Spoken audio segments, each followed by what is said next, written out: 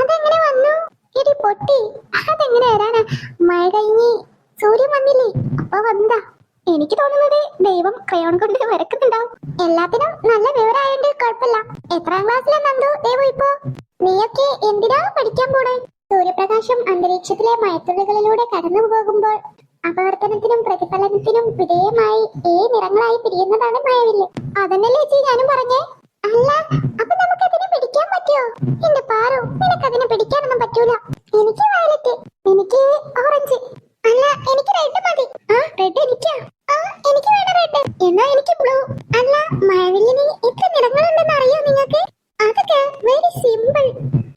നിറങ്ങൾ അതിപ്പോ ലച്ചേച്ചി പറഞ്ഞിട്ടല്ലേ നിങ്ങൾക്ക് അറിയൂ? എന്റെ പാറു, അതൊക്കെ ഞങ്ങൾ പഠിച്ചതാ. വിപ്സിയോർ, ചുവപ്പ്, ഓറഞ്ച്, മഞ്ഞ, പച്ച, നീല, കടന്നീല, വയലറ്റ്.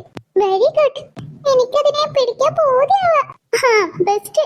പാറസേ, മഴവില്ലിനെ പിടിക്കാൻ പറ്റത്തില്ല. പക്ഷേ നമുക്കൊരു കാര്യം ചെയ്യാം. നമ്മൾ ഓരോരുത്തരും നല്ല കാര്യങ്ങൾ ചെയ്താൽ നമ്മുടെ വീട്ടിൽ തന്നെ ഒരു മനസ്സിന്റെ മഴവില്ലുണ്ടാകും. ഈ വീട്ടിലല്ലേ നല്ലോണം ഉണ്ടാവും. ഞാൻ കളിക്കാൻ പോവാ. ചേച്ചിന്റെ കത്ത കേട്ട് അവൻ ഓടിക്കളഞ്ഞു. ഞാനും പോവാ. നീ വരുന്നുണ്ടോ? ഞാനും പോവാ ചേച്ചി. ഒറ്റൊന്നിനും ടെൻഷനാശീലല്ല. പറഞ്ഞാക്ക് നല്ലോണം ഉണ്ടല്ലോ. അമ്മ ഇട്ട് വന്നു. ഞാൻ വന്നിട്ട് 30 കൊല്ലത്തിനേറെയായി. അതല്ല അമ്മ ഇങ്ങോട്ടൊക്കെ വന്നു. ഞാൻ കണ്ടില്ല. കണ്ടിടെങ്കിൽ ഓടാനല്ലേ? അത് അമ്മക്ക് എങ്ങനെ മനസ്സിലായി? എന്ത്? ഒന്നല്ലമ്മേ, ഞാൻ നിന്നോട് ആ പാത്രം ഒന്ന് കഴുകി വെക്കാൻ പറഞ്ഞതല്ലേ. എന്നിട്ട് ഇവിടെ വന്നിരിക്ക. അത് പിന്നെ ഞാൻ പാറൂസിന്റെ തലയിൽ നോക്കിനി. എന്നിട്ട് പാറൂസ് ഇവിടെ? അവര് കളിക്കാൻ പോയി. എന്നാ നിനക്ക് അങ്ങോട്ടൊന്ന് വന്നൂടെ എന്നെ സഹായിക്കാൻ? വേഗം നടക്ക്.